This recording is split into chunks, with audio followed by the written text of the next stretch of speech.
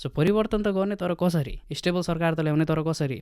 यदि राष्ट्रिय स्वतन्त्रता पार्टी यो चुनावबाट निस्किएपछि सबभन्दा ठुलो पार्टी भनेर अगाडि आयो भने बहुमत ल्याउने चान्स त कुनै पनि पार्टीको न्यून नै देखिन्छ, तर सबभन्दा ठुलो पार्टी भनेर अगाडि आउन सक्छ।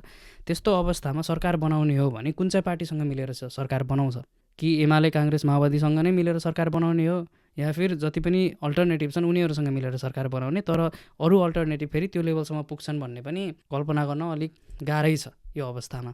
5वटा 6वटा सिट कसैले जित्लान्, 10वटा 12वटा सिट कसैले जित्लान्, तर सरकारै बनाउन त्यतिले मात्र नपुग्ला, अलि धेरै सिट भएको पार्टीसँग मिलेर अगाडि बढ्नु पर्ला। त्यस्तो अवस्थामा कुन चाहिँ पार्टीसँग राष्ट्रिय स्वतन्त्रता पार्टी मिल्छ, किनभने एमाले काङ्ग्रेस माओवादी यिनीहरू त पहिल्यै एकअर्कासँग मिल्ने अनि त्यसपछि सरकार बनाउने, त्यही 3-4जना मान्छेलाई नै प्रधानमन्त्री बनाउने चलन उनीहरूको लागि नयाँ कुरा होइन त्यो। र त्यो गर्नलाई उनीहरूलाई उनीहरूको सिद्धान्तले पनि रोक्दैन, त्यो गर्नलाई उनीहरूको मोरालिटी पनि रोक्दैन होइन।